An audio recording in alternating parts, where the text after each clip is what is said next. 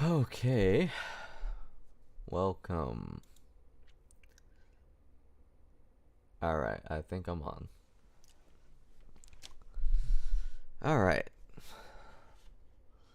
so today will be, if you were here last stream, we were drum editing. So today is going to be much of the same, but with a different song. So, for people curious about the music that we're actually producing, coming out of its composition phase, like this is the next phase of that. So you've seen me write music. That's the first stage. Second stage is we record it, and third is getting all the recordings. That's where we're at. I'm just realizing I'm chewing tapioca. Got a drink here. So I'll try not to chew too much into the mic and make it disgusting. But over here, this is a song called Pocket Master. I don't think I've showed it on stream, so this is a completely new song that continues the story. So we had Hatman, it's the first chapter, Exploder, the second chapter. This is the third chapter. So if this album were a book, this would be the third chapter. And it tells the third part of the story where a new character is introduced called the Pocket Master, which is Chris's moniker. So this character is representing him. And he sings in it. So I actually have to record his vocals soon. So far, everything that's done has just been me. I don't know if these vocal tracks are going to be final. I kind of just put them in first. Not kind of just like a one take thing. And then after everyone's done recording, I go back and sing it again to match intensity or bring out more intensity in certain parts, or if the vocal part needs to change for the instruments, because vocals are weird. Vocal composition is extremely weird, and once we get into that phase, you'll see how strange it can get recording vocals and just writing vocal parts. So that's where we're at here.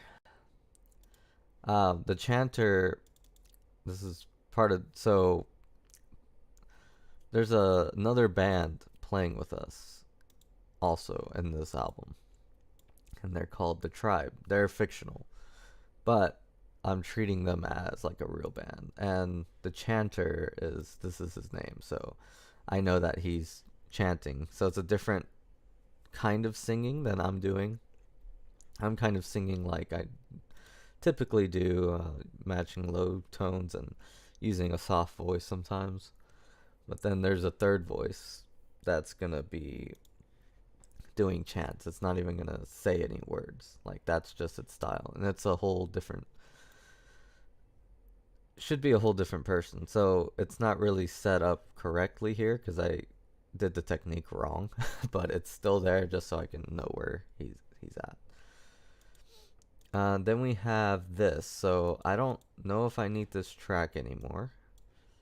So we're going to put it up here. We want to be organized because I'm about to put drums. And we're about to edit drums.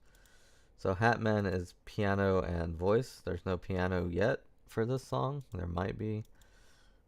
This is acoustic guitar. So all of this is probably acoustic guitar as well.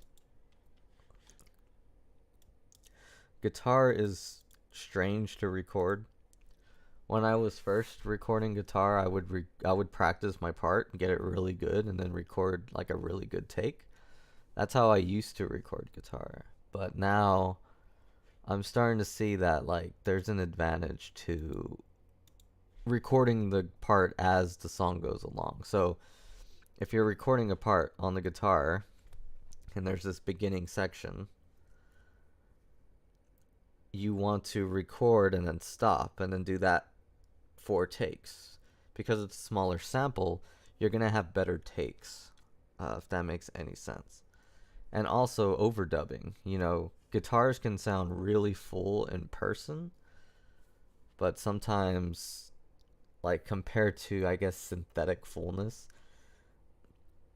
it has a lot to compete with today with electronic music, the acoustic guitar itself. And so that's what these overdubs are for. And there's a lot of them. And some of them might be voice. I'm not sure. So that's what we're doing right now.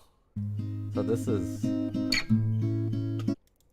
is acoustic guitar. So let's see. I'm gonna name. So this is Lucia. She's another fictional character on guitar. So when I see her name, I'm thinking, okay, this is guitar. Um, and yeah, that is a good thing to do. Naming your tracks after, like if you're working with musicians, like name your tracks after the players instead of their instruments, so you can know them better as people.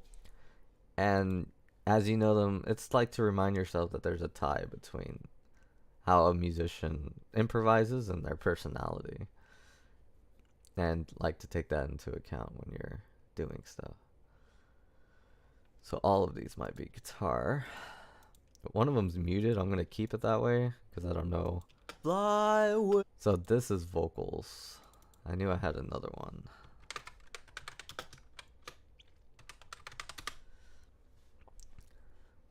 I'm just going to call it 2 for now. I'm thinking this is the backup vocal part. So I'll be backing him up here. So I don't have a main vocal here. I have a backing vocal. So that's why it's on a different track. So Hatman is singing. So I'm going to put this in the Hatman folder. Now we're going to look for more guitar parts. So this track has nothing on it, so I'm just going to delete it. That's probably why it's muted. So this looks like the main part. This is like the chorus. Oh, that's right. Okay. So in the verse, I'm finger picking. In the chorus, I'm strumming with a pick. So they have to be mixed differently, I think. They have to be EQ'd differently, I think. This is my opinion. I think if you're doing different techniques for different tones and different sounds, then you have to make like 2 different tracks. So Lucia's guitar. This is Lucia verse. I guess for y'all, I could do, because like this is kind of tricky what I'm doing. It's hard to understand. So I'm gonna put their instruments like here. So she plays guitar. Lucia chorus. And this is kind of an insurance track. So the reason I did this, acoustic guitars, like when you change chords like that are big, because Pocket Master I think is like in G sharp, maybe it's like D flat major.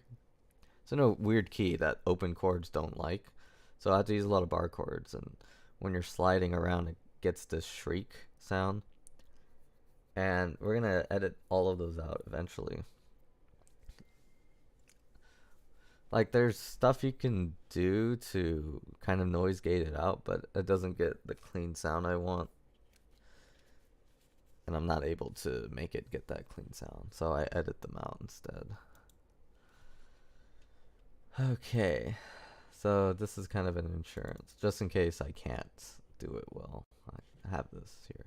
And this also does some overdub in the chorus, so I'll show you what that means. Or the verse, it's overdub in the verse. Yeah, so this part is really big. When this is like the second verse, the second verse gets really loud in Pocket Master. It's really strange. Like I've never heard a song really do that before. Like first verse calm, chorus is exciting, second verse kind of calm. But this one is like verse quiet, chorus kind of loud, and then second verse, it's a party. It's sweet. And then down, back to the final chorus, which is the same as the first, and as far as energy. So this part's really big, so I overdubbed the guitar.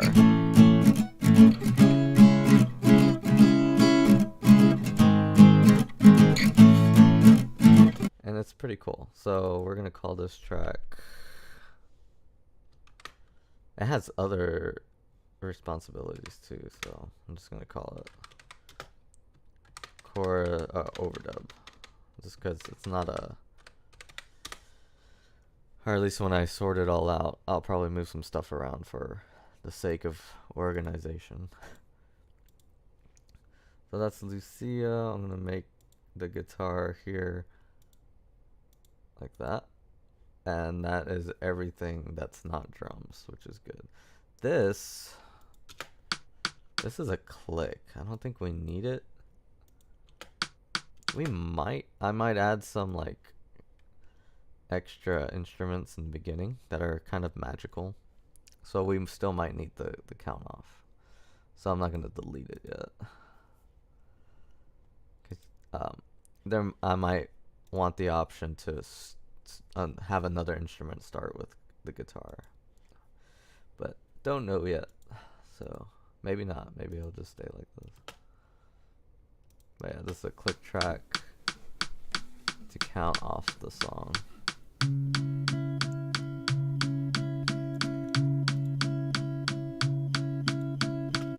And it's pretty neat because I didn't write these first 3 songs like I composed the other ones on stream. I wrote them in a different way. I wrote them like just completely lead sheet, and had Chris and Anthony make up their parts and I make up my part. It's like another way of making music, and that's how we made this one. Obviously kind of hard to catch that on stream, but I think I'm gonna write another one in that style soon, and I will like stream it in some way, shape, or form, because it's pretty cool. Alright, we got the chanter chanting, so this looks all ready.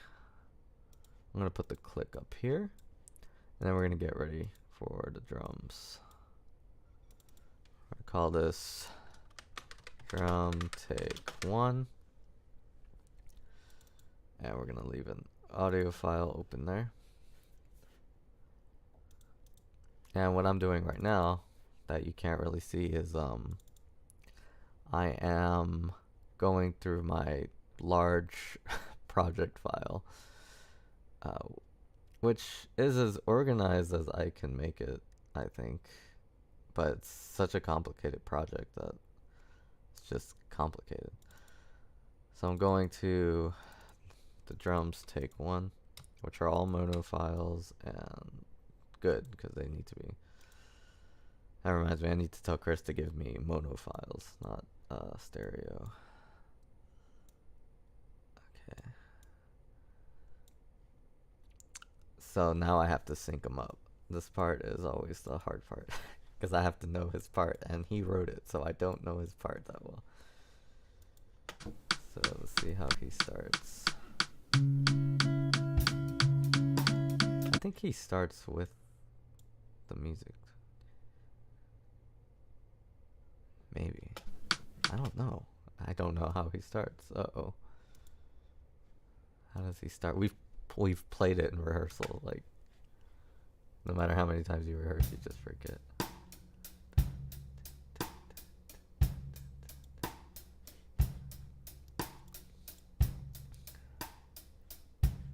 He might start when I start singing. Oh yeah. I'll text him that I'm doing this.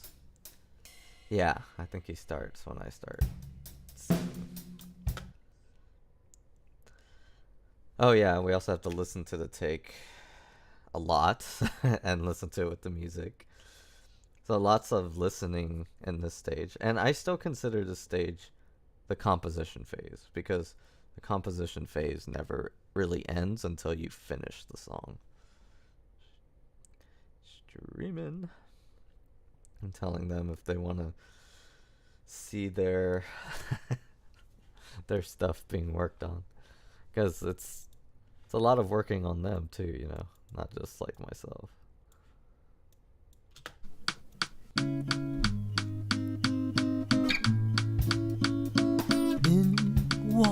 Yeah, because I think that's what he's going for. And the timing should be pretty good on this first, because there's still a click. In walk the pocket master. In walk the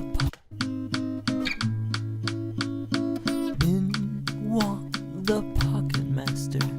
He viewed the duo's dream. He carefully plucks the items he wants them to see. He pulls them from the dream. He tells them what they mean.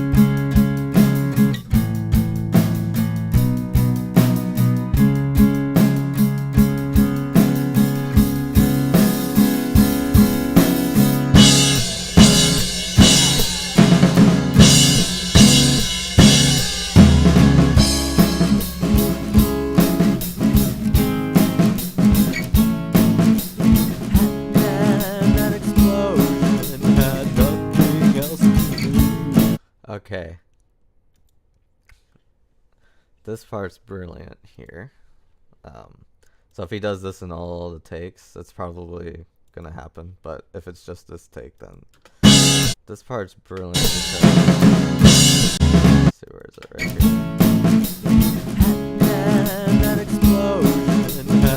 At the very end, he's putting these ghost notes. And it's interesting because, like, harmonically or sound wise, like, pretend instruments don't exist. The guitar sound is like continuing with the snare drum sound, because the guitar sound is getting more staccato, and when the drums come in with those ghost notes, it sounds like it's so staccato that you can't hear the chord. Like, it kind of tricks you a little bit. It's kind of cool.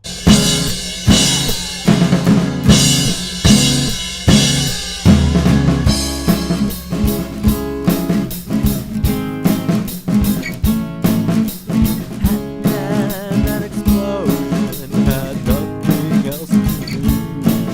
They took Pocket Master by his word and then the pursued.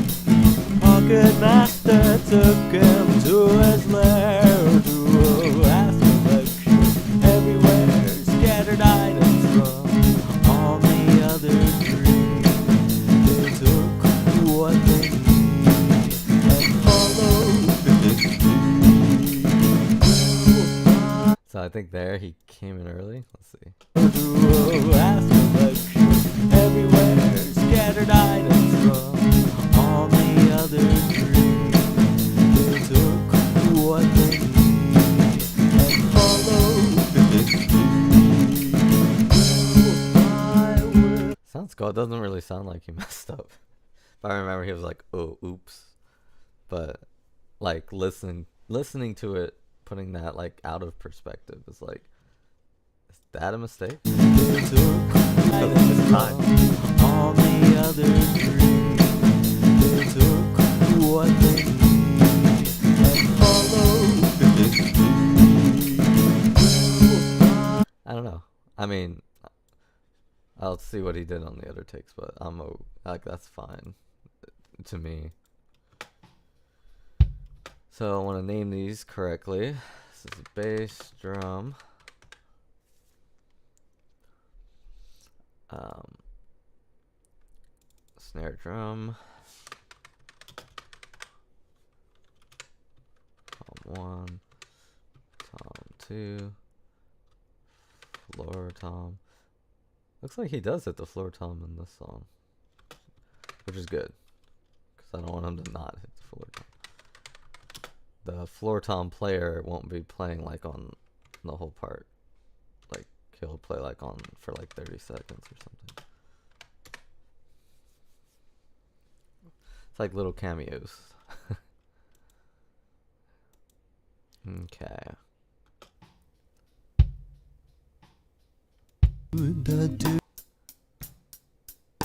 Dude, you hear that? I'm still like gushing over these new mics. Like, the difference is night and day.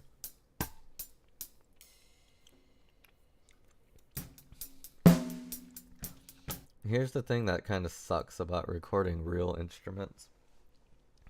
The quality of your song is sometimes decided on like the sound. Like, how good are you at getting that sound out from reality? And there's so many directions to go. You know, you might see like YouTube tutorials talking about like, here's what you should do. Here's what you should do. But in reality, there's like, it starts and just branches off. Like, audio recording is so crazy, you know? Like, there's people that I see just do, and it helps when you write like genre specific music. Like, oh, you write country music. Okay, country music sounds like this. I know how to mix that. And, you know, you put it into that box. But like, our music's always been like my approach is always to try to get this out into reality, like on these instruments, really. Which is why,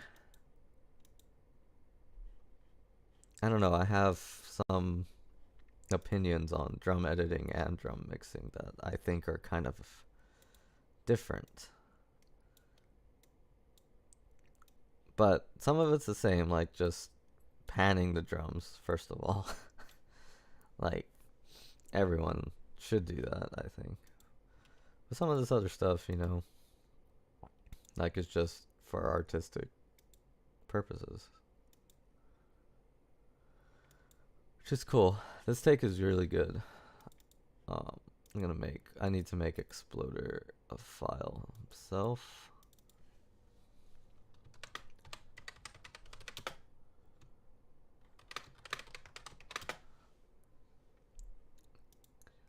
Okay. And it's weird because I always felt like I'm seeing drum mixing different than I did like years ago. Like, I see it completely differently now. So we have take 2 coming in. Tracks. Insert a new one. This is take 2. So the easy thing about Pocket Master is that he did it all in one take. Like, they're not cut or paused anywhere. Because mostly he has no choice. With Dream he did, because there was a long pause. Like, he takes a long rest. I think he has like a few measures of rest. And then he comes back in. So instead of waiting, we just cut, and then he does the beginning again. Like, it was that method I talked about with the guitar. But with Pocket Master, he really can't do that because there's no pauses for him anywhere. It's like all one go. Because cymbals bleed, and it's really because of cymbals. Like, if he didn't hit any cymbals in the song, I'd be able to edit him like wherever. But cymbals, they ring, and they each have tones. And if you hit a different one, you can tell. So we got bass drum again. So that's probably the same, of course.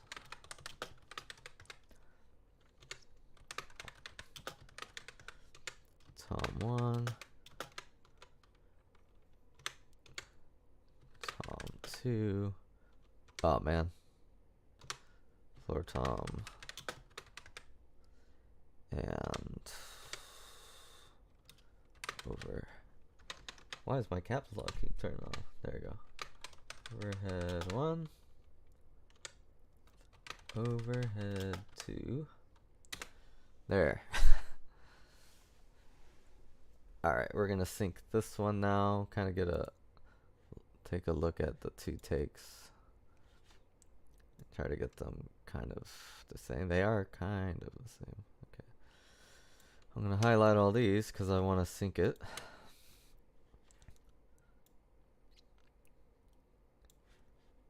Yeah.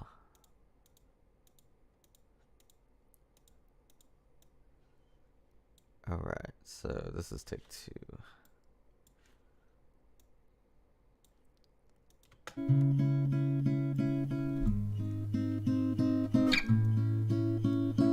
In walk the We're gonna hear this little part a lot because I'm trying to sync the drums. In walk the walk the pocket master. He viewed. In walk the pocket master. He viewed the duo's dream. He carefully plucks the items he wants them to see. He pulls them from the dream.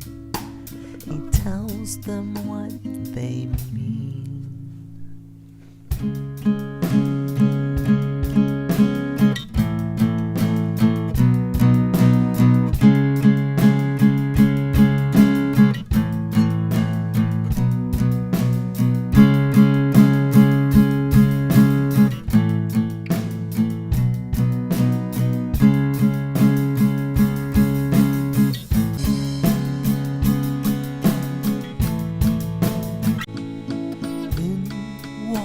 The pocket master.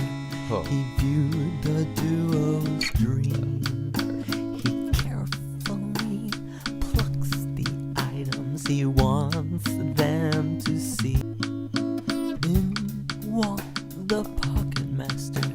He viewed the duo's dream. He carefully plucks the items he wants them to see. Pulls them from the dream. He tells them what they mean.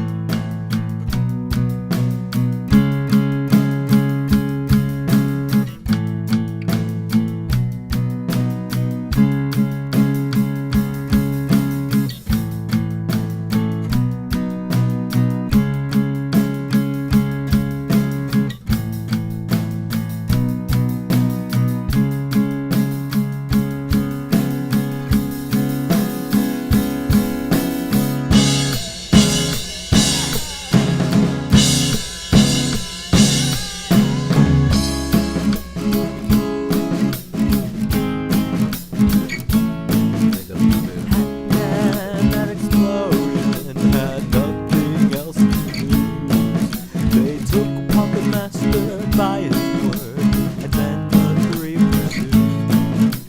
Pocket master took him to his lair to ask collection everywhere, scattered items from all the other dreams.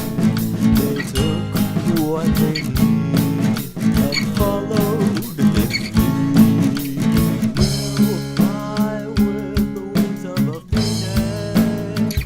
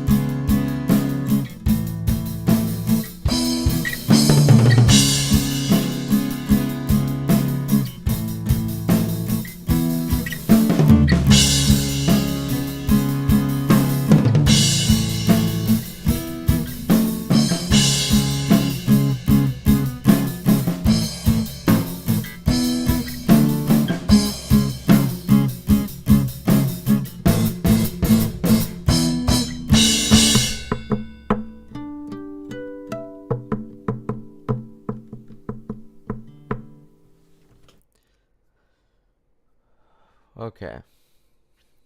So that takes good too. Dude, this is gonna be a hard one. I think it's like, I don't know. We'll see. It's pretty consistent, I would say. Like, he has a drum part in mind and he's just playing it. So like all of them have like a consistency, you know. It's not like Dream where he gave me different ones. I don't know why we did a third take. I think for the cameras. Yeah, to film him, because I had to film him play it 3 times. It's like, well, we might as well do 3 takes.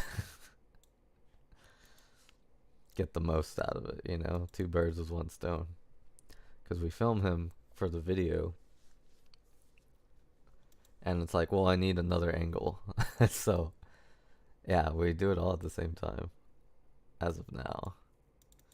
There's some that we're gonna, like, fake, but when you see us play in the videos, like Anthony, when you see Anthony play in these videos, it will be like the actual take he did. Which is kind of cool, I think. Little inside thing. Like, that's him playing it. Same. And some of it, you know, will be like, I'll mix the takes up on parts where they're consistent just to change angles.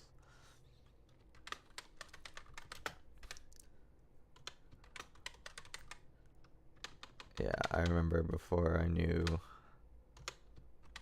about like how overhead 1, overhead 2. Yeah. I remember when I used to watch music videos, I'd be like, how did they do that? How's that even possible? You know?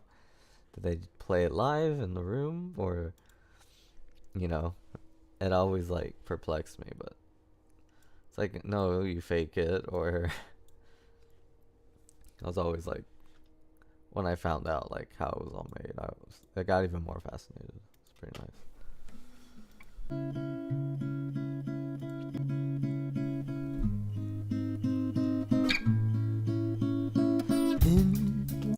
Ooh. So he's probably gonna do experimental stuff with take 3. That's my guess.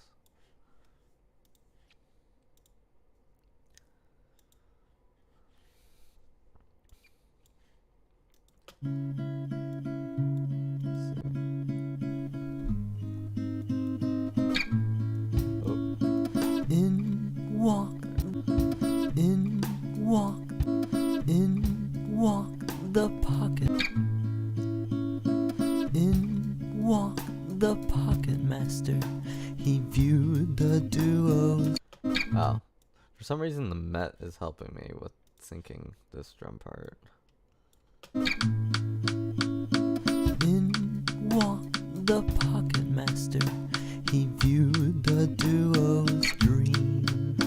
He carefully plucks the items he wants them to see. He pulls them from the dream. He tells them what they mean.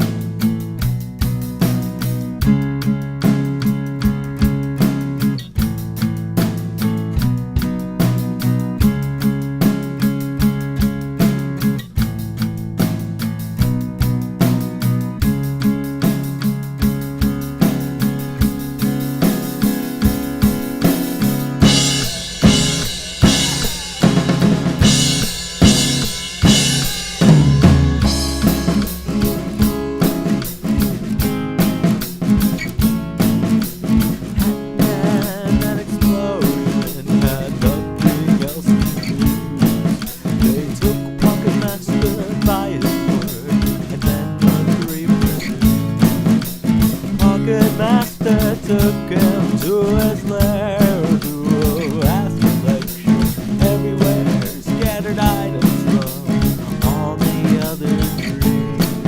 They took what they need and followed his lead. They will fly with the wings of a phoenix.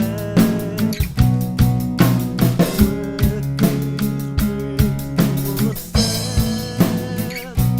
out of discover paradise.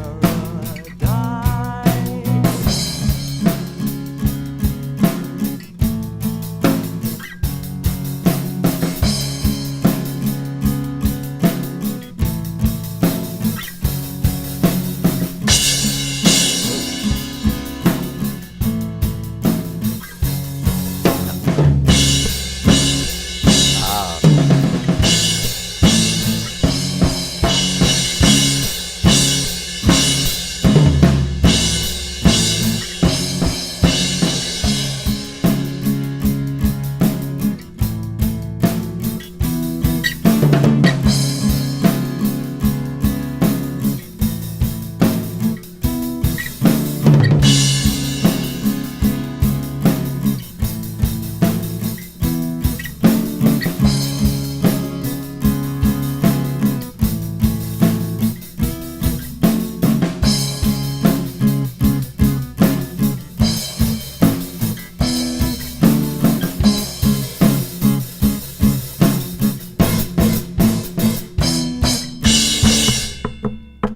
okay, so yeah, he was trying some crazy stuff. I think he came in early here. Um, I think because like we were just really doing this take for the camera angle, uh, because we all kind of agreed like, oh yeah, take two's the take, like you know, like after he played take two, there's like that's the take, he got it. Like sometimes that stuff just happens.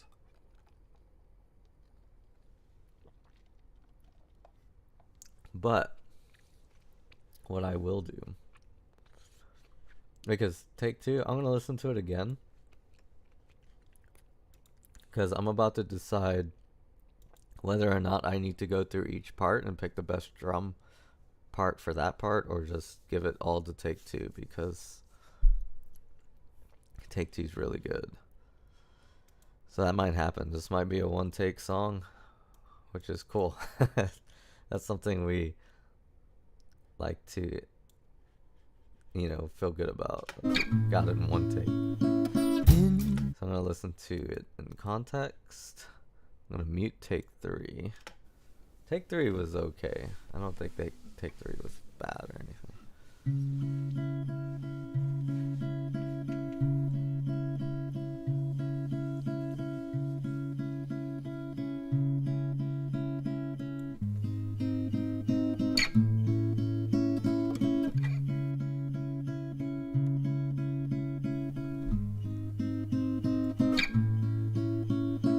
In walked the pocket master.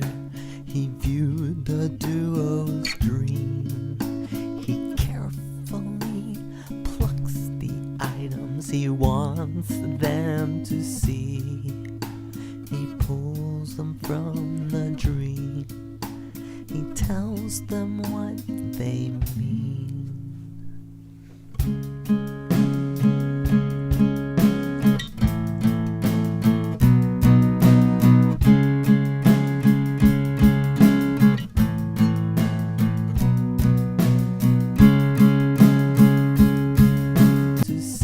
This part was kind of funny. He pulls them from the dream.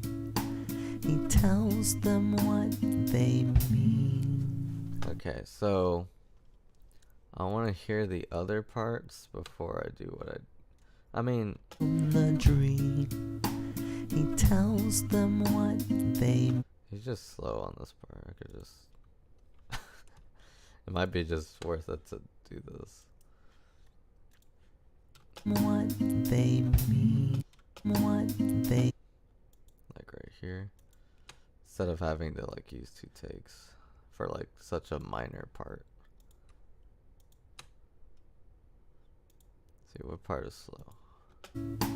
He tells them what they. Not He that. tells them what they. Yeah, this will save me a lot of time later if I just do it What they. like this. Tells them what. Or maybe not. I don't know what would save more He time. It's not. tells them what. So right here. Sometimes I just need to. Yeah. Them what they. We want to make these like go a little up. What they. And that's like. Them what they. Them what they. So I'm gonna mute the voice because I just need to hear guitar and vocal, or guitar and drum. Because we want those two strums to be right together here.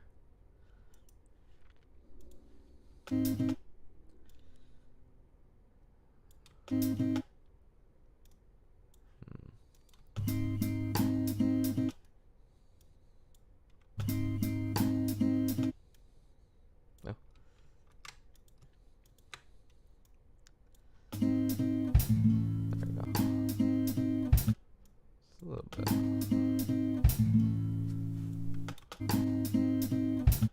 It's more together. More together.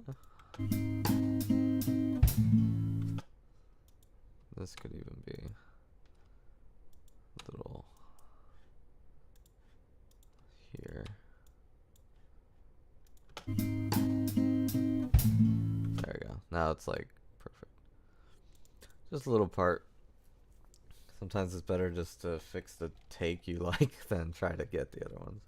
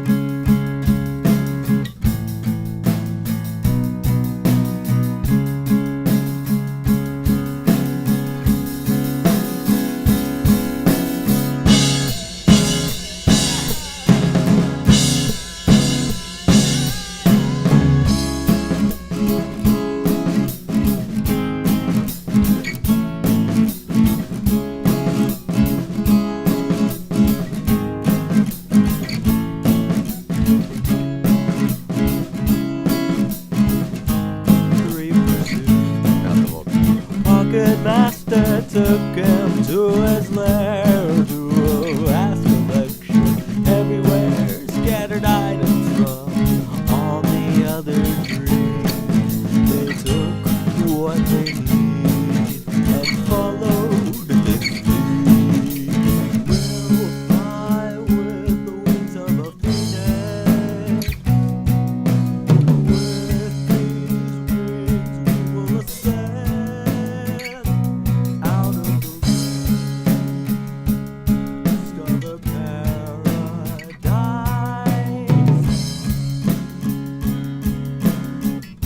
Okay, so I'm gonna just keep all of take 2, but over here it's gonna have competition because there has to be a guitar solo at the end, and there's no guitar solo right now. So I have to figure out which drum take would be good, like best for a guitar solo. Not so much which one has, you know, more mistakes or less mistakes, because they're all don't have many or any mistakes. It's just about picking the one I like here. Like, which drum take do I like? Because they're not all the same. So I'm going to go ahead and just split them all here. Like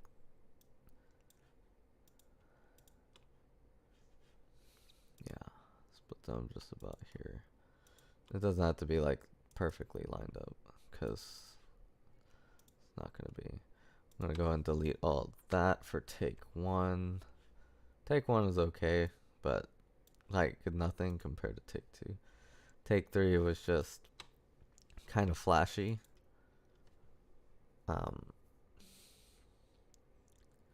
Yeah, it's just kind of flashy, which might be good for the guitar solo part, but I think it's a little much in this beginning part. But we decided, yeah, go flashy, just to see if we capture anything really cool.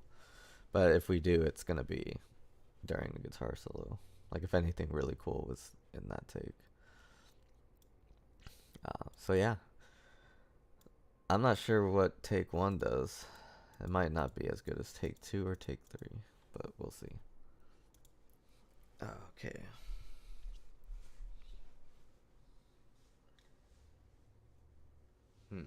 I don't know. Yeah, I guess I'll just have to think of one. So, that's how we're going to decide which take is the best here. Because I'm thinking about, I wrote like 2 versions of this guitar solo.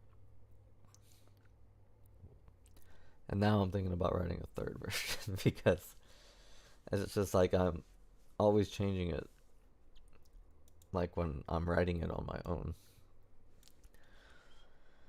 Like it wasn't too flashy. It was kind of like, I wanted it to be more atonal, but it wasn't atonal enough.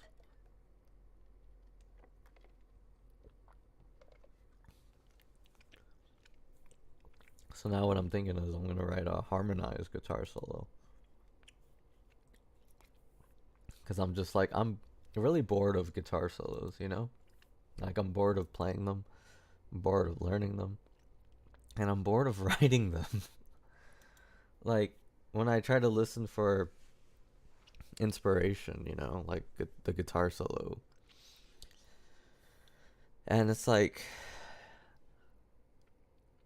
yeah, I start to hear like not all guitarists, when they make guitar solos, like it's not all about flash, It's about making a good melody, making something that sounds good. And yeah, it could have a little bit of flash, and it could, but it's like kind of like its own vessel,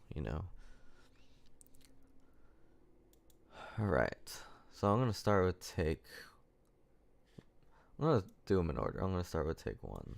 So we're going to listen to take 1 with these other instruments here.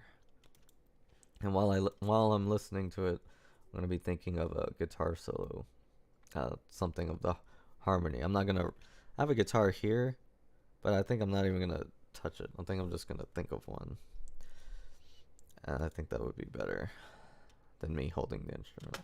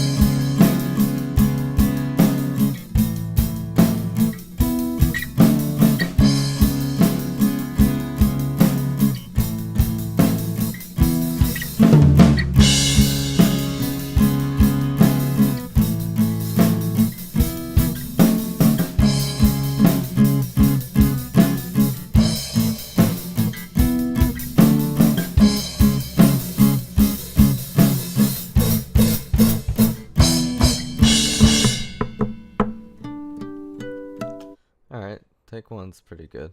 I'm starting to hear stuff. Alright, let's hear take 2's. I think take 2's is going to be better. Discover paradise.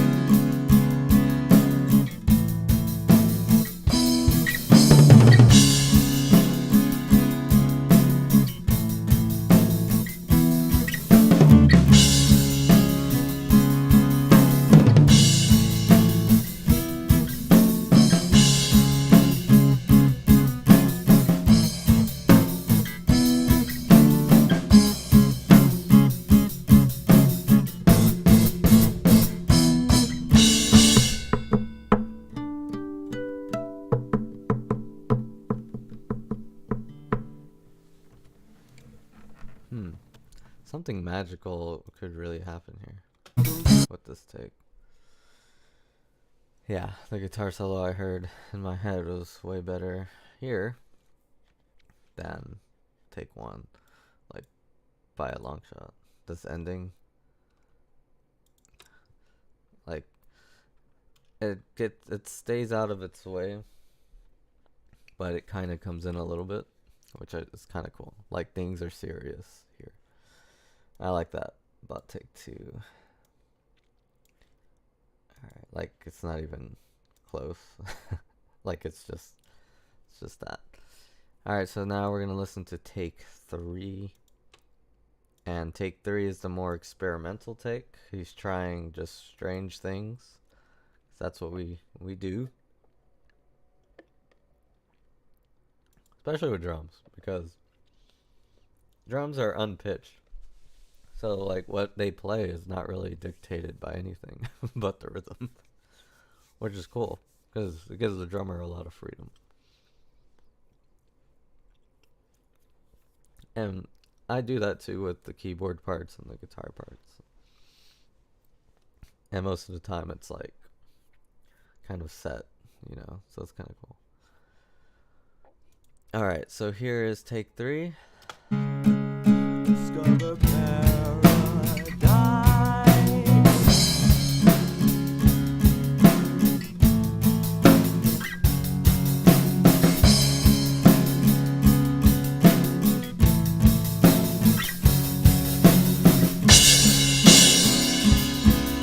Oh, so yeah.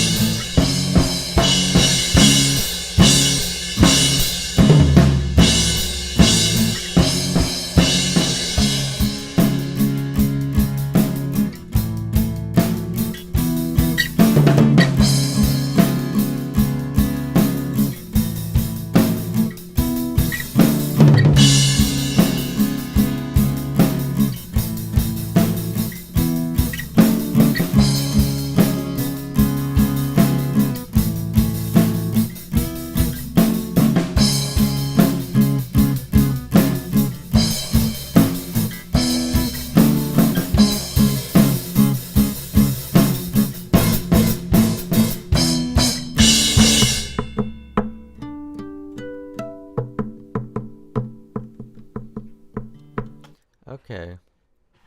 I kind of having like a revelation because I'm kind of like, what do my guitar solos need to be? Right now I'm listening to a lot of music with lots of guitar solos because I'm just trying to figure out like what kind of guitar soloist do I want to be, because there's so many ways to go about it. Just listening to different band, Incubus, X, Dream Theater, listening to Dream Theater a lot.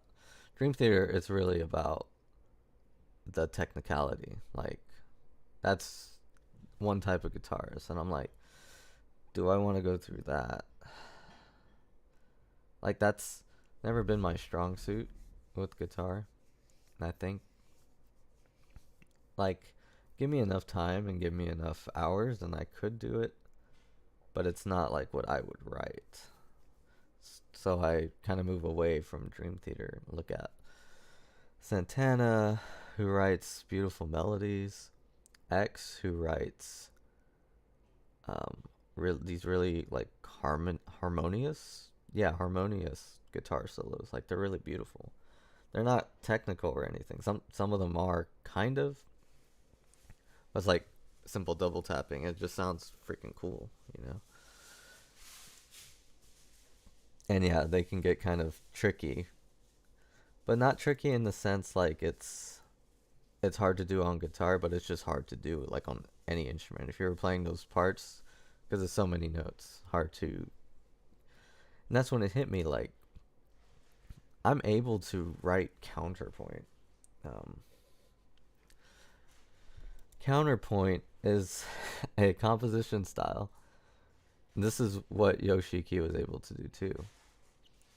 So there's something called counterpoint, and it's two melodies happening at the same time.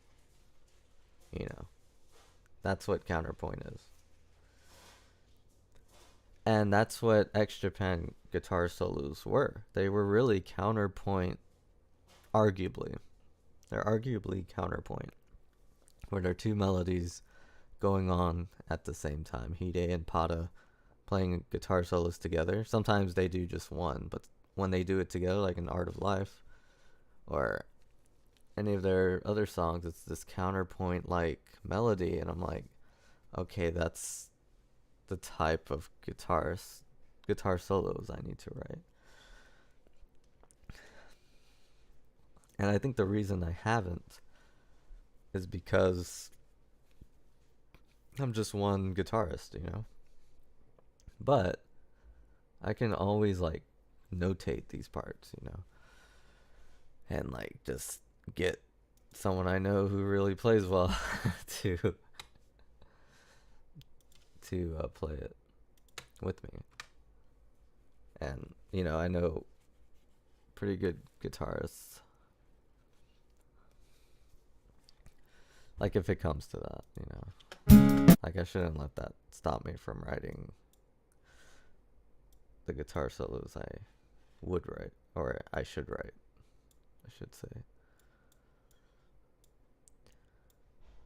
Because here's the cool thing about X, since we're on the subject, and I don't know if we have any X Japan fans in here, but here's the cool thing about X that's so unique to X. So, if you listen to Carlos Santana, it's his, like if you listen to his guitar solos, it's his soul, you know? It's his flair, his personality, it's all those things that make him who he is. And same thing with Hendrix. When he does a guitar solo, it's just really like, it's just Jimi Hendrix, you know? Yeah, sure, it's technical, but it's not that technical. It's just super unique. It's like morphed, you know? But when you listen to X, it's not Hide and Pada's soul there. It's Yoshiki's. It's their drummer, because he was the one who composed. I don't think a lot of people understand that he wrote those guitar solos, and what probably happened was Hide and Pada added their expertise to his input, and they created solos together. That's what I theorize, but the root of it is Yoshiki. And his soul is so much like mine. Yeah. This is really why X is one of my favorites, because I relate so much to Yoshiki.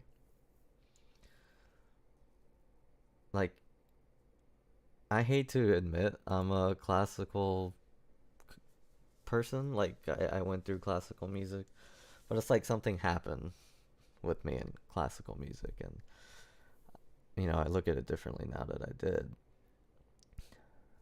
But it's still in my music, you know. And with Yoshiki, it's like really in his music, and he takes everything. Like, he's very dramatic, you know. Like, that's who he is, and I think I'm kind of like that too. Everything's a big deal. But that's what those guitar solos are. They're trying to be beautiful, because that's who he is. Yeah, so they really represent, because if you hear Hide's like solo music and his guitar solos, they're very different than what you hear with X. They're more rowdy. They're more Hide, you know. But X Japan solos were more Yoshiki. So yeah, if there are any X fans, like, listen to X's guitar solos and Hide's guitar solos, and they're like very different. Hide was a pretty good technical guitarist, but his personality was more like not that technical, which is funny. All right, take two is just gonna take the cake. Um, yeah, that's pretty cool. The thing is, I've never done that. I've never written I've written counterpoint like harpsichord on piano. I've written piano parts, and when I was in college, I wrote counterpoint more than a few times. It's been a while first, but we're gonna see what comes of it.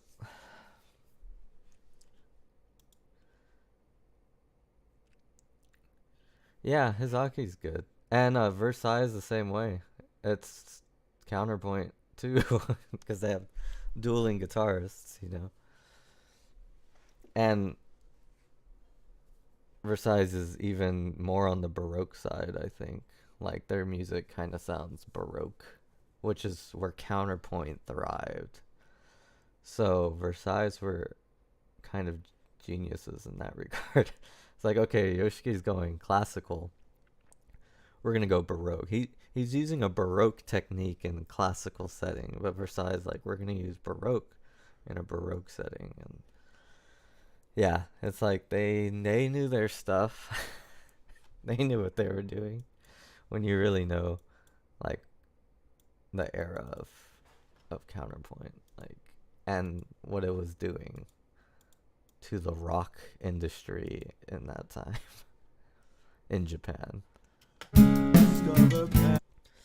Okay, take two's good. I want to listen to this one more time because I think I put it in the stream. We're about to start writing the guitar solo, which I'm starting to think I'm just going to notate because that's how I learned counterpoint. So,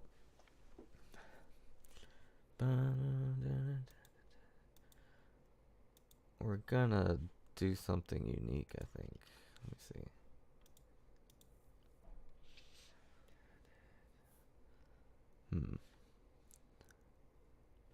Let's see. What's the best way to approach this? I gotta do it. We're going to open Guitar Pro. Trusty Guitar Pro. I'm gonna... Which one is it? This one? Yeah. We're gonna mute Reaper for a little bit. I think I have... I think I wrote out the guitar part. Yeah. I'm gonna close this one. Okay. So I wrote out the guitar part. Oh, this was really beautiful. I wish I was streaming back then. Me and Chris wrote this song like together.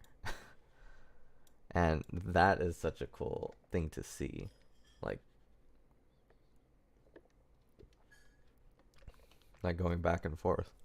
Working with someone to actually write a song. As opposed to just slapping everyone's name. Like the collaborativeness. So this looks like the click. So I'm gonna write it like in the click track, because that's where some notation of the song is.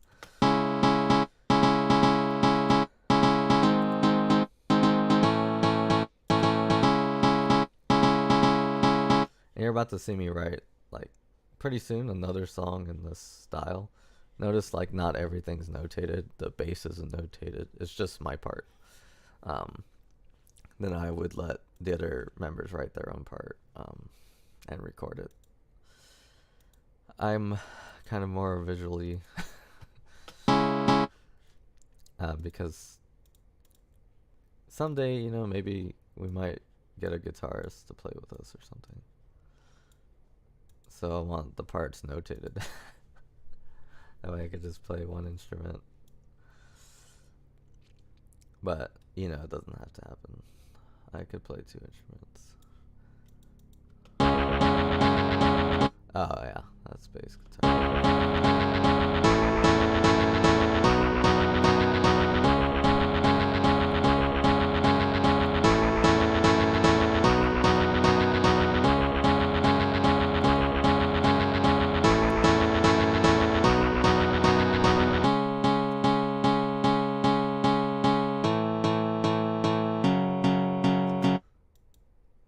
Okay, so this is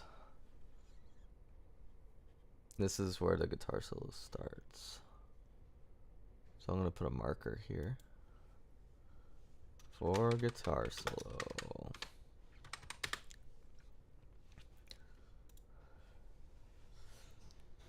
Okay.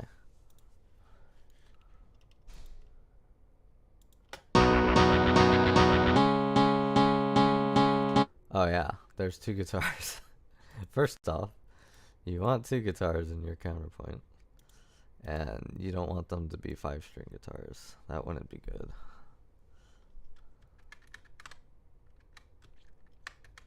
What's going on? Okay. Oh. Okay. I mean, I could use two voices, but I don't know. Guitar Pro will like that. I wonder if you can. You do that with guitar? I've never tried that. I want to see if you can just. And you go to voice 2. It clears the fretboard. Okay. We can do it like this then. We don't need 2 tracks. We can just do it with one. Because I never thought I'd write counterpoint on a stream. Or I never thought I'd write counterpoint in this album. So yeah, Pocket Master is going to be a pretty big song. It's kind of important.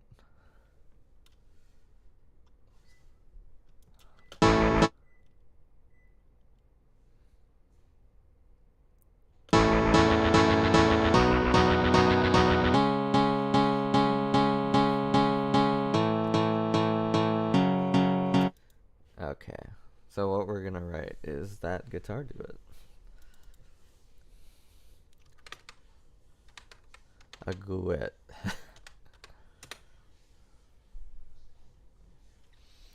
Okay. So let's see. What kind of guitar do I want? Probably distortion. Yeah, okay. This is it. This is it. I'm gonna listen to the recording version, but I'll keep the sheet music on. Okay.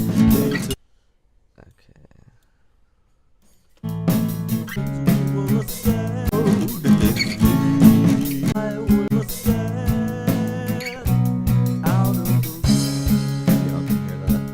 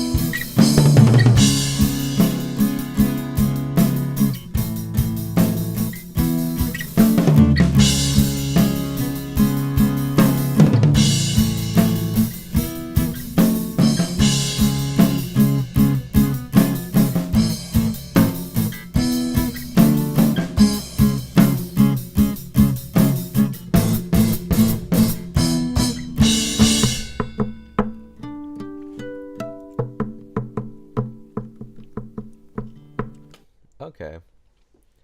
I think I got it. So it's pretty much the same as the click track. Do that 8th note thing. that'd be nice. Oh, it does. Oh, wait, no. Yeah, it does. Okay. That's really the big thing I need to know. Or here. Okay.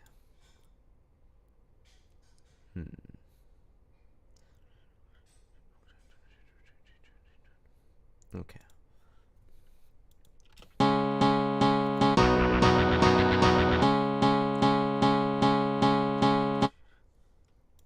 Okay.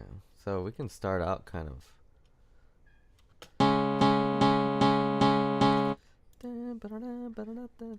We're just gonna do like those kinds of melodies, you know. That's what I'm hearing this note.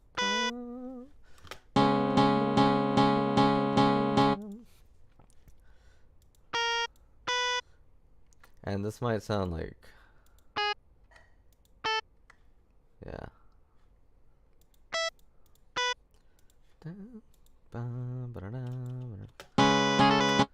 So we want dotted. Kind of like a trumpet, you know. Chord is that? C sharp? Oh, it's a C sharp. Yeah. That's pretty cool.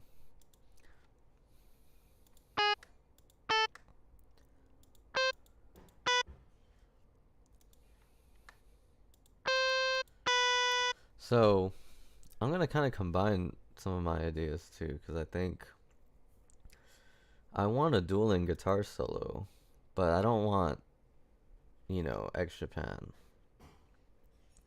I want like, it's a guitar duet, but they're not trying to be beautiful. They're trying to be something else.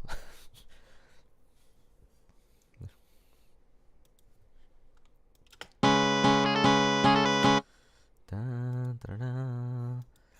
And it should cut off here.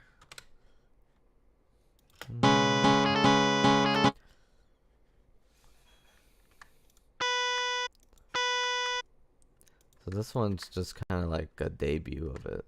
Like, what's happening?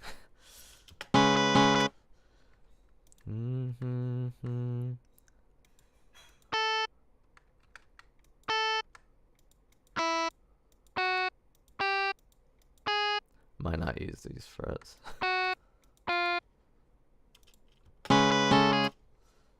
Let's see.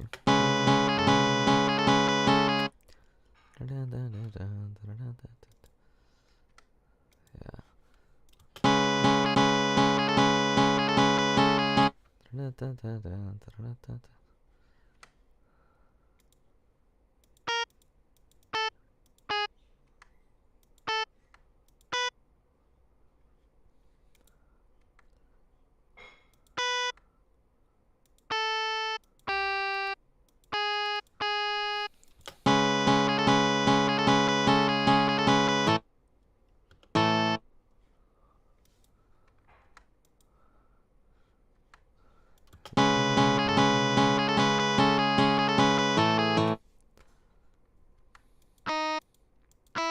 I'm just using the keyboard now at this point.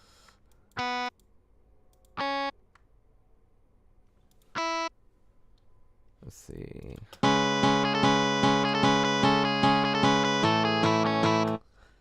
Da, da, da.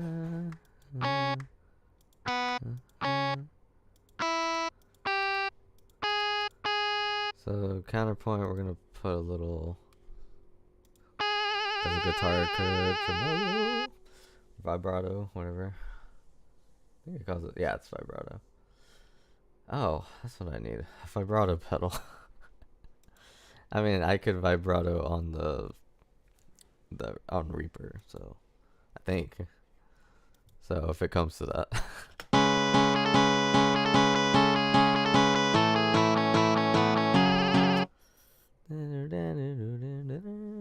Yeah.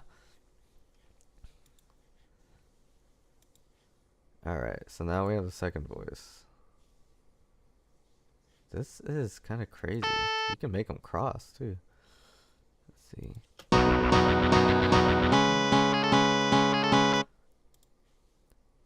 So he's playing third. So he's gonna do like some dotted staccato quarter notes. Boom, bop, boom.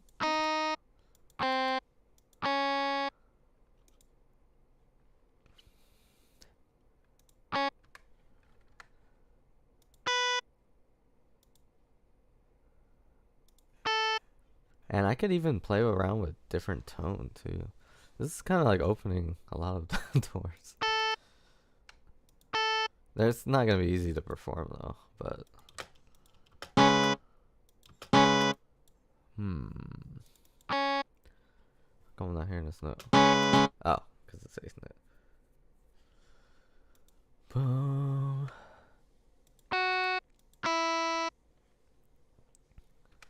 Boom, boom.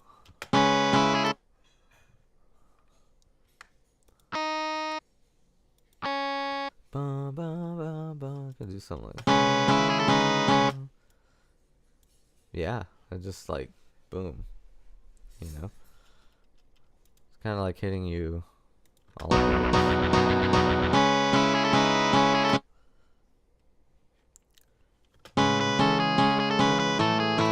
Yeah, that's kind of cool. I like that.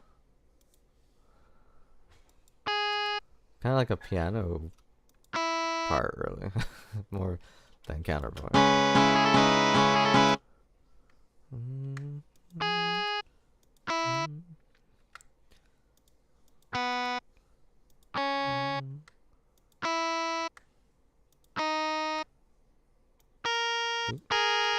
Those are the notes I hear, and the power chords really give the melody room, like a lot of room. So power chords aren't just for fun, you know.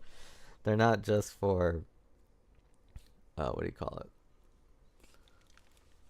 Like an excuse not to learn proper chords. Like they can be useful. Even if you're advanced, like power chords are still useful, not just because they're easy. Dude, this is gonna be cool. Because this isn't how Yoshiki would write a dueling guitar solo. This is how I would write one, which is cool. It's like taking the same idea but just putting it to a different person. You know, it's kind of neat. But yeah, I think this is the way. Let me hear the notes before I just start writing down random ones.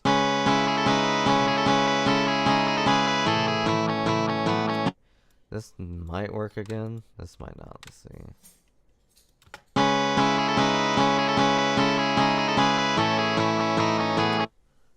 That's kind of cool. It's kind of like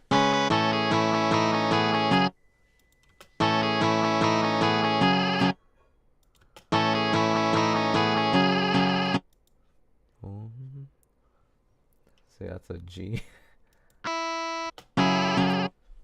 So I'll put an E.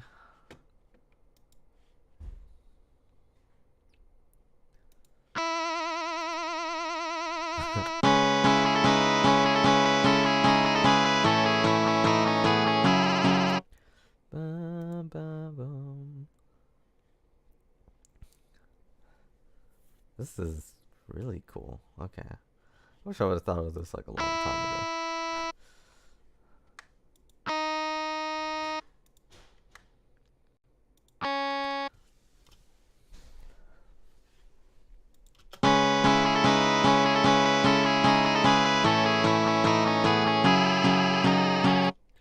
Yeah, that's pretty cool. Okay. Yeah. So I guess that's my style, man. I found it. That's cool. I'm trying to find it like for a long time. Like, what is my guitar style? What is my guitar solo? Because I think the ones I've made so far are not me, you know. Some of them come close, like Sads. But I think this is it.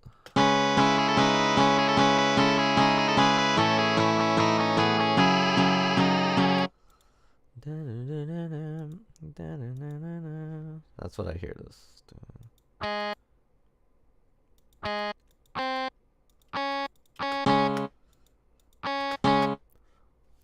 know if it's gonna sound good, but we're gonna try it. So da.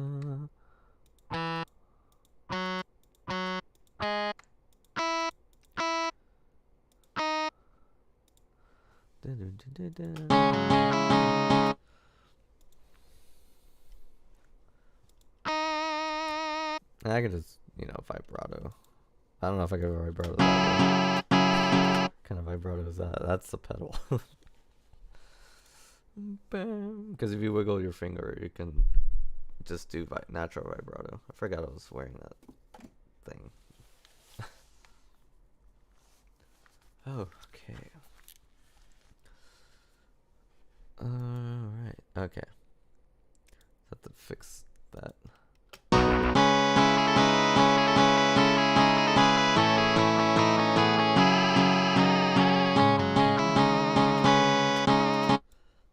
This is cool. This is it, man. Dun, dun, dun, dun, dun.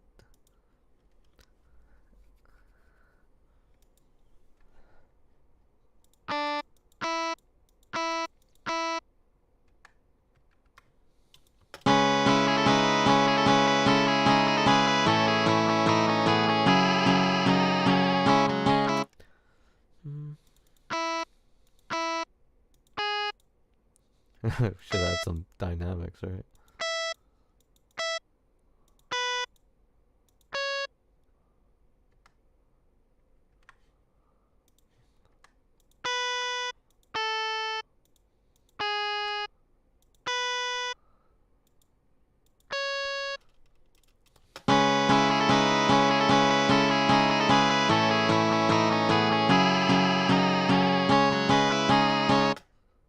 Yeah, that's kind of cool. And they could even have different tones too. Just use a Floyd Rose.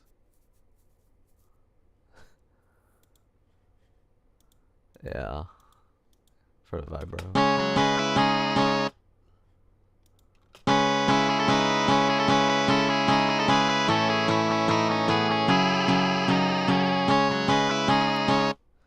Yeah.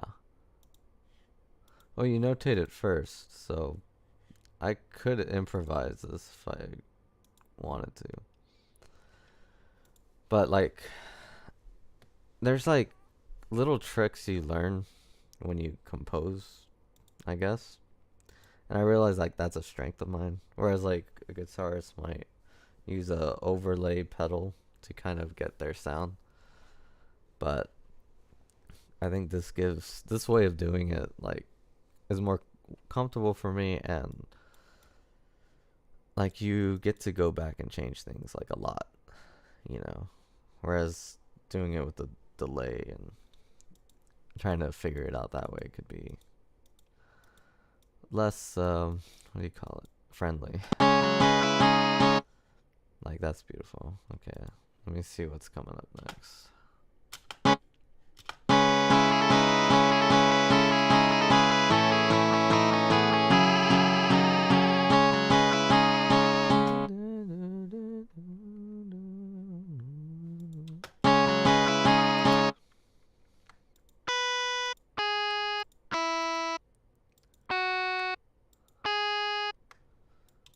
And I'm leaving this kind of open on purpose. Notice there's not a lot of sliding and flash to it. When I learn this, that's when I'm gonna add the flash, those guitar bends and pull offs and all that stuff. That's when that's gonna happen. Right now, it doesn't really sound like a guitar part.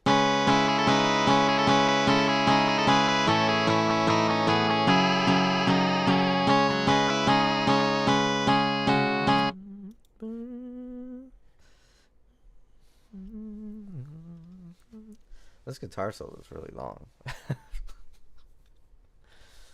So I gotta plan for the long run. So I gotta tell that story. What is the guitar solo though? That's the thing, Because this isn't, unless sad is splitting, you know? Like there's a story here that needs to be told.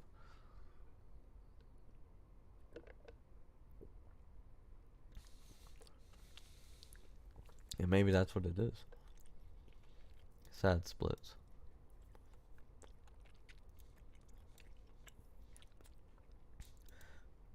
Kind of weird. That's the story. So right here they're together, but they're gonna split soon. Right now, like, look how close the notes are. See, this is why it's good to like sit down and look at it really sometimes. Especially when it's like counterpoint. Like they're really close, but they're gonna start diverting.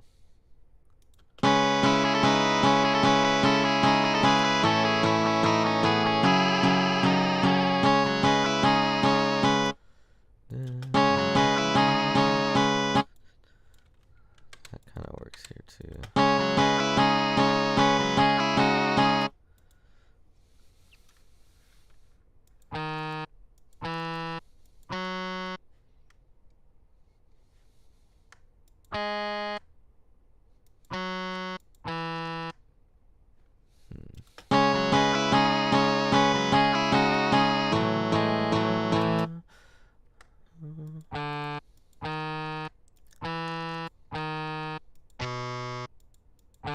Do I want to go crazy? Maybe I do.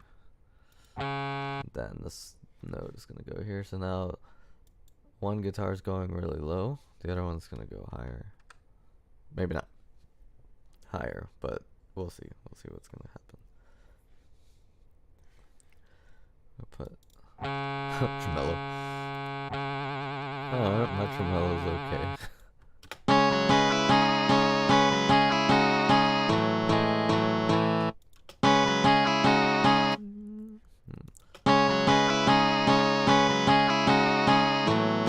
Oh, this is gonna be the half note, which is, oh, what did I do? What did I do? Okay.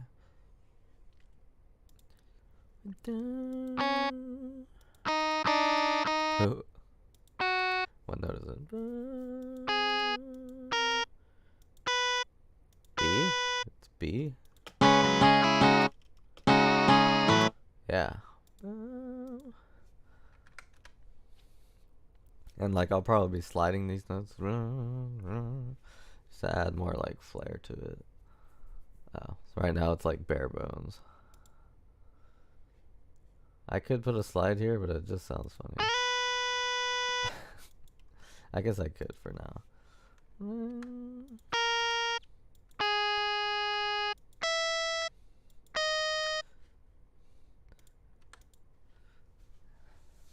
Okay.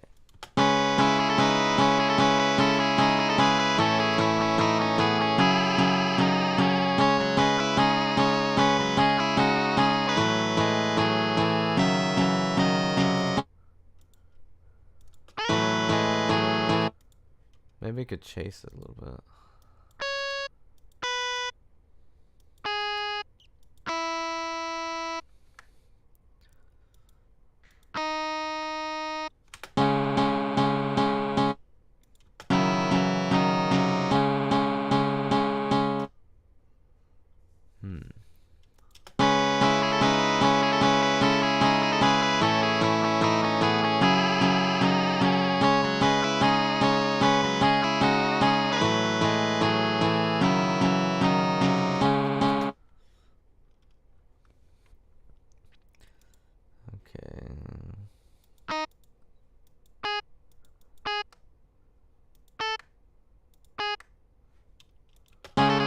So that's how fast the 8th note, or the 16th notes are.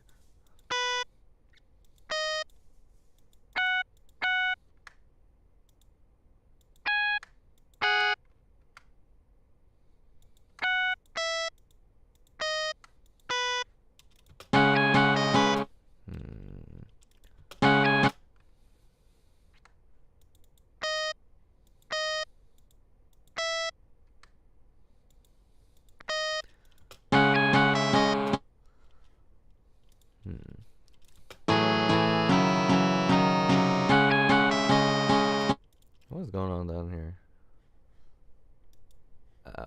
That's like a weird vibrato. I'm not a friend. There we go. Just a simple one.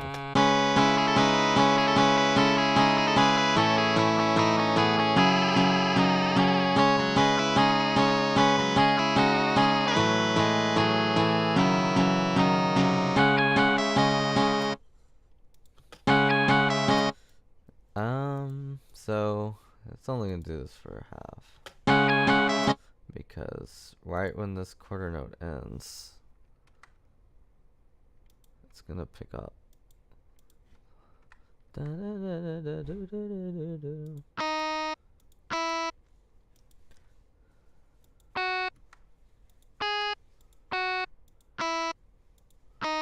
It's gonna have like this kind of. Might even put. Should I? Do I dare? Move to C sharp? Are you crazy?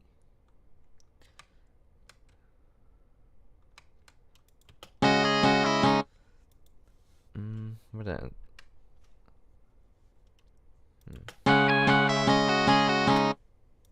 I like it. It's like not on beat, but on beat. That's cool.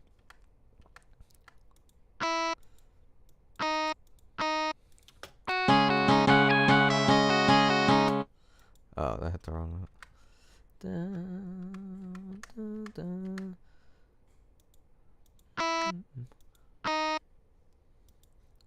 So now it's like kind of mimicking. And they're gonna keep like going back and forth here.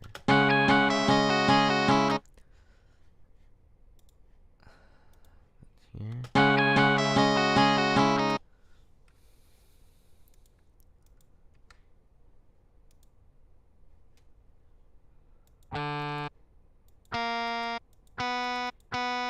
It's gonna go low.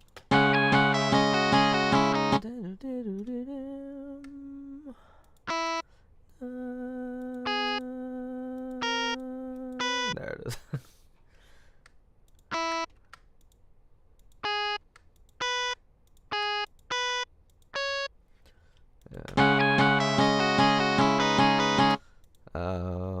Maybe make this a quarter note. Cool. Oh, so what's going on with the bottom?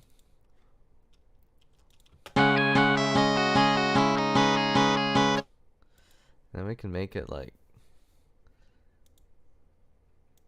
do something with that, you know. Let's do a rest here. Who knew Pocket Master would go crazy like this?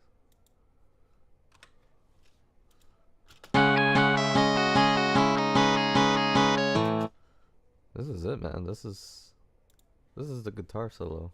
Okay. It took me a while to figure it out. But yeah, this is it. Like, because this is me, you know. I'm not Hizaki, and I'm not Yoshiki's version of Hide and Pada, you know. But I don't know. It's just like I'm kind of like the guy behind them, but with a different personality. Like we know the same things, you know. I guess that's what I'm trying to say. Like we know the same things, but we have such a different approach to it. So if we do something like this, it's gonna look totally different. But different in its own right. You know?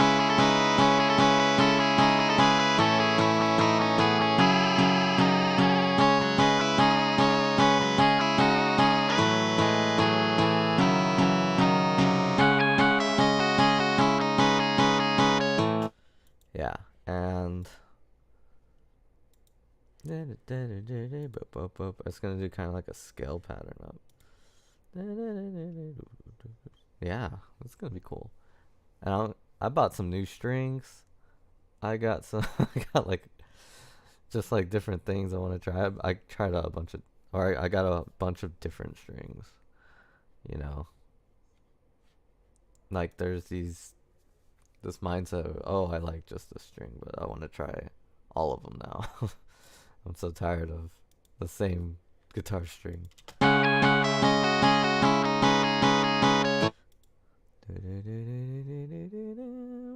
Something like that.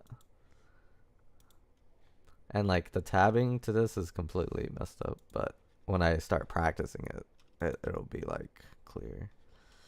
The only problem, sometimes if I give a part like this to a guitarist, they could mess with their heads. Like, they're like, I never played something like this. What are we doing?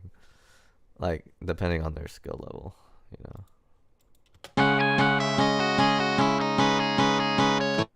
Boop, boop, boop, boop, boop, boop. What chord is that? A? It is A.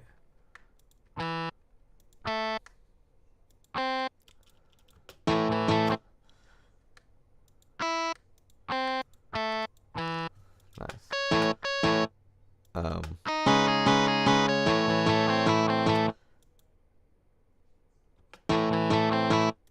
Ooh, what's happening? Ooh.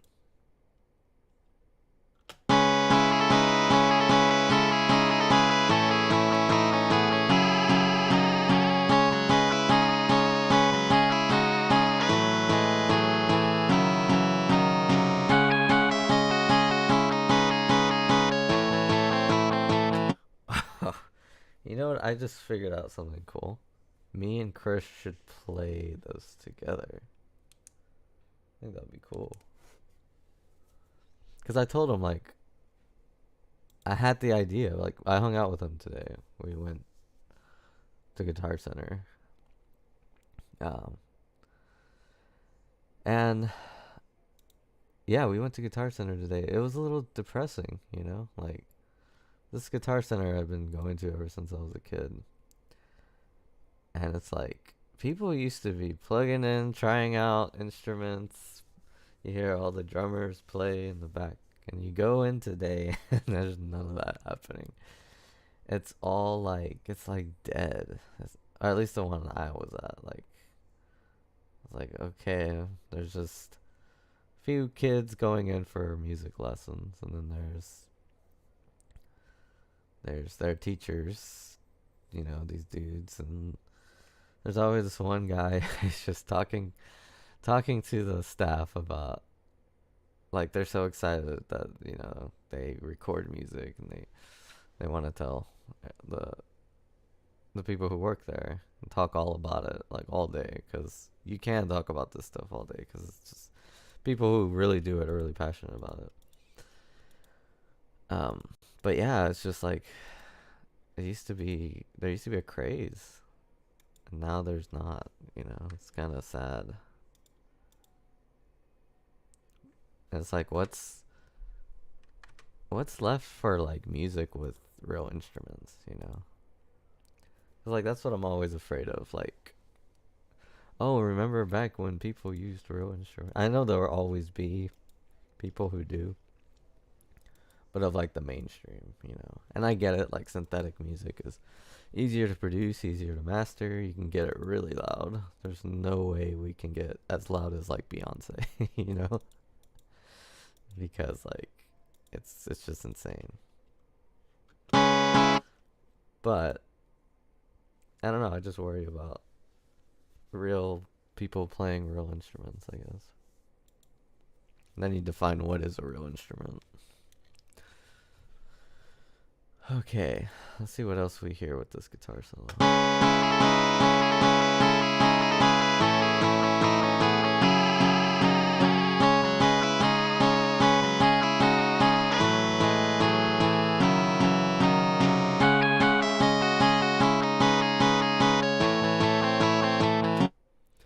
So So right there, just change the chord. Because I want some weirdness in it, you know? This is F sharp. It's gonna do another arpeggio.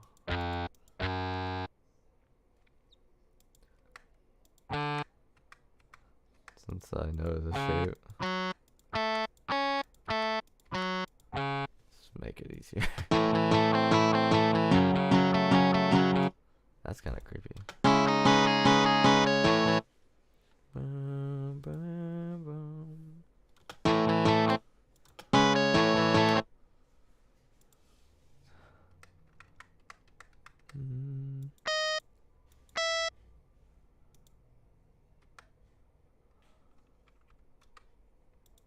Uh-oh.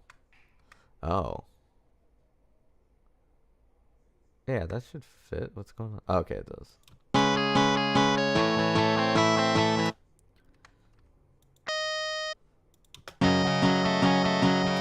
That's pretty cool. Because I do want some, like, creepiness to it, you know?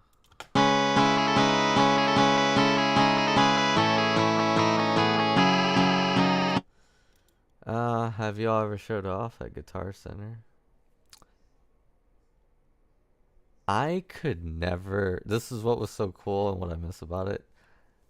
At least with me, because back then I was more of a drummer. So whenever I went there to play drums, like there was always people there, like taking the sticks. Like you couldn't get on. So I never really showed off in front of.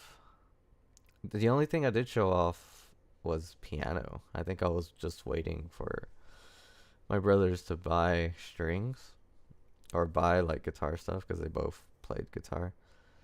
I was sitting back playing piano. I didn't care to look at anything to get. And I think that was the first time someone asked me for piano lessons. But I didn't. I was like in high school at the time. I didn't. It's like, oh, I don't do that. Yeah, I know. I know Chris has played like for fun with people. It's not really like showing off. It's like someone like taps your shoulder and say, "Hey, look what I could do." And it's not like a boastful thing. It's like, "Oh, cool. How did you do that?" And then he teaches Chris how to do that. And it's like we just pass on this knowledge. It's like a quick lesson, you know. Um, and yeah, some people do just show off and like not care about what anyone else does, but some people are like that, and that's what's cool about it. And you can easily turn somebody who's not like that into somebody like that. Somebody who's just willing to teach for the love of it, you know, pass musical information around, because that's what musicians used to do in the old days. It's like, what's that? This is called an accordion. What? Or like, imagine when the marimba came to Central and South America. Like they just saw this marimba and no instruction of how to play, and they just figured it out and then built upon it. Like, it's cool. Music interaction, like, is cool when it is. Okay. Cool. I was thinking like someday it's pretty cool. Learn, yeah, it is. It is like a quest, you know. I've taught sometimes like, well, of course I teach lessons. I teach like a lot of. That's like a whole other thing. But yeah, every musician has like secrets, you know. And I have like a lot of secrets about how like I approach music and what music is in my life,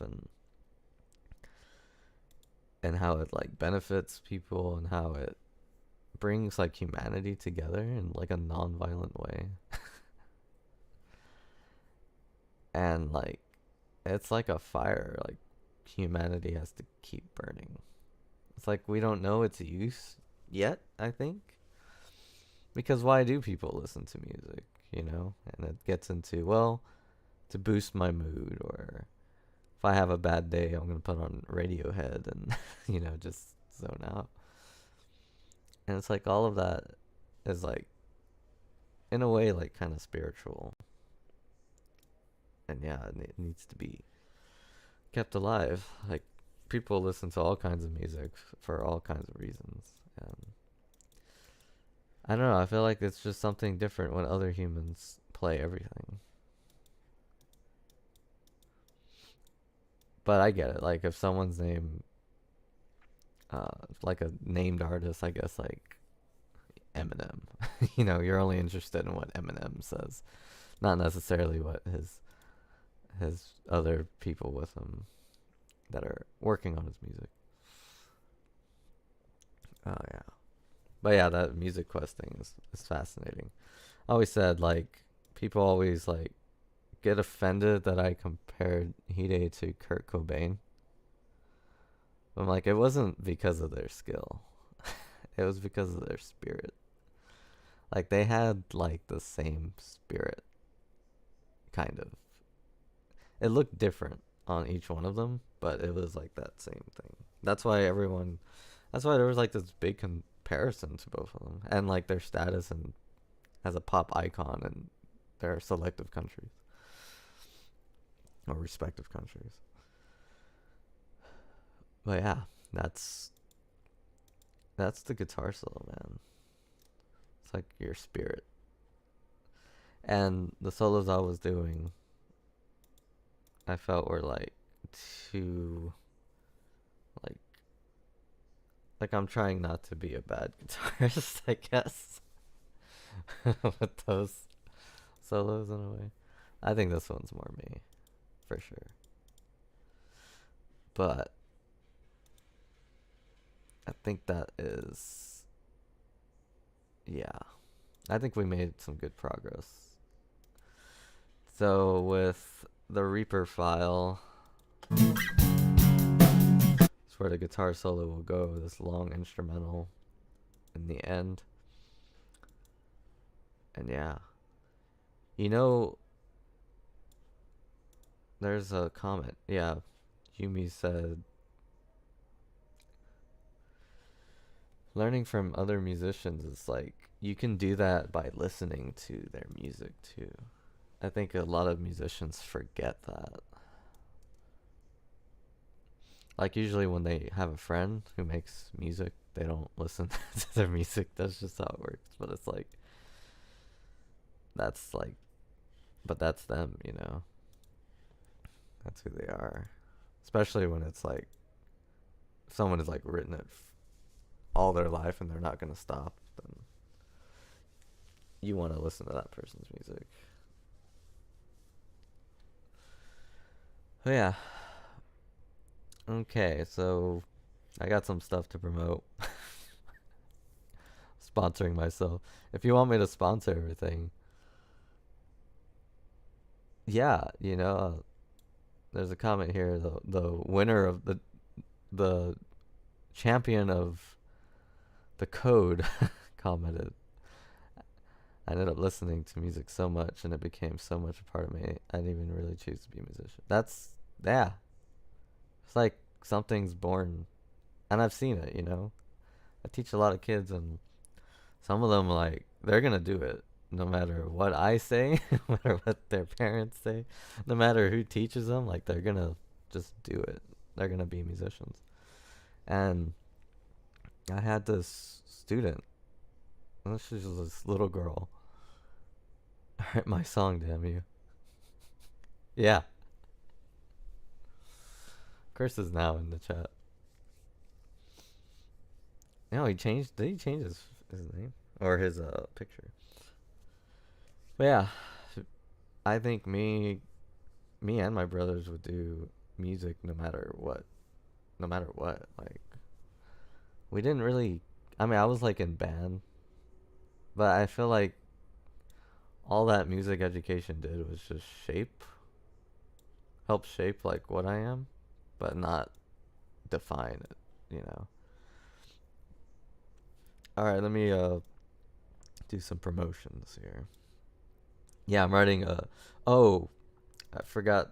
I think I mentioned this, like, I just talked under my breath, but I think this should be two different guitarists.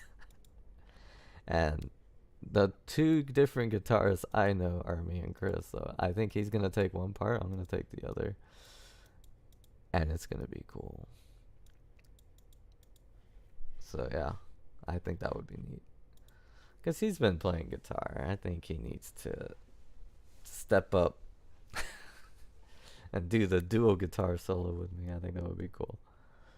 Oh, so our last album, Melancholy Dream, had like some challenges to some, I guess, like little invitations to different people, and I was gonna send them like privately, but I thought there's no point.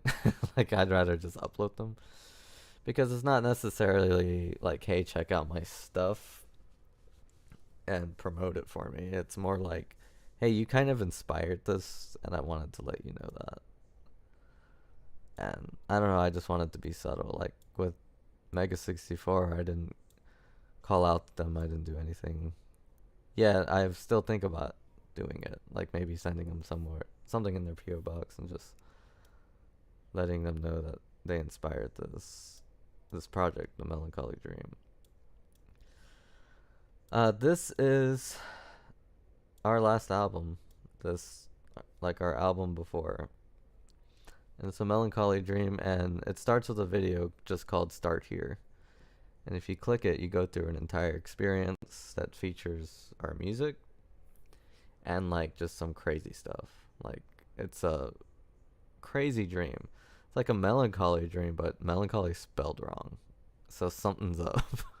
And that's kind of the theme of the album. Like, you'll see some words like, okay, they spelled that wrong. And it's like not so obvious at first, but then it's like, oh, no, they're spelling stuff wrong on purpose. And it's pretty cool. And like, it's always fun like showing it to people and them like saying, God, who spelled this? Like, it's kind of like, and then they start seeing more things misspelled, and it's like, did you see the title? And it's like, oh, that's pretty funny. But yeah, click that to start. Well, not click it now, but like, you can search this A Melancholy Dream Start Here. It'll take you to that. Nobody solved the riddle yet, but there is a riddle in there and a solution to it, and how to do all that. It's pretty funny. Listen to our music here. So there's this album coming up. I'm thinking this time after they're all uploaded onto YouTube, then they go on Spotify. But Melancholy Dream is up on Spotify and everything, if you just want to listen to the music we do. Rather than go through a crazy experience, you can just listen to it too.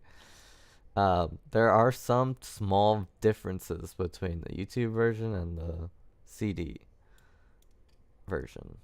There's tiny differences.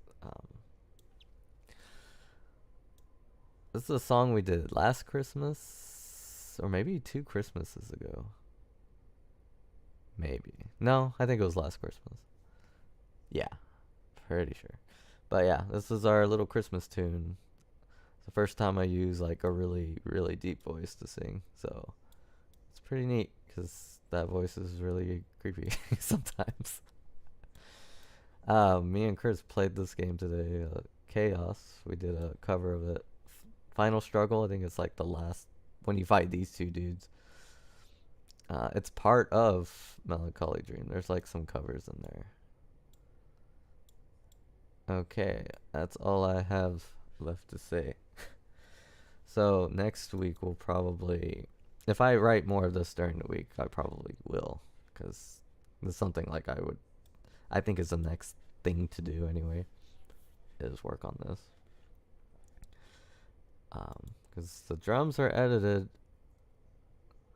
I could edit Song of Nothingness too, but the bass has like a written part, so not super important. And there's other songs we need to work on before that one. But yeah, pretty cool discussion.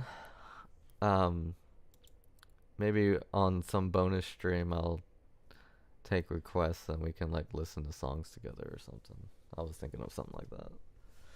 But like I put the link and we all like click it at the same time and listen and discuss it. I think that'd be cool. Because that is another phase that I go through. Um, Sometimes like in my composition sessions, I just listen to music. Like just sit here and listen to it. Like, give it the full attention. Would be kind of hard to stream that because copyright and stuff, but I could like drop a link and we'll be listening to nothing on here, but you know, something like that. But we'll see. I'll try it out one day. All right, everyone. I hope you have a good night, a good weekend, and a good life. This is Josh from Phoenix Splash, signing off.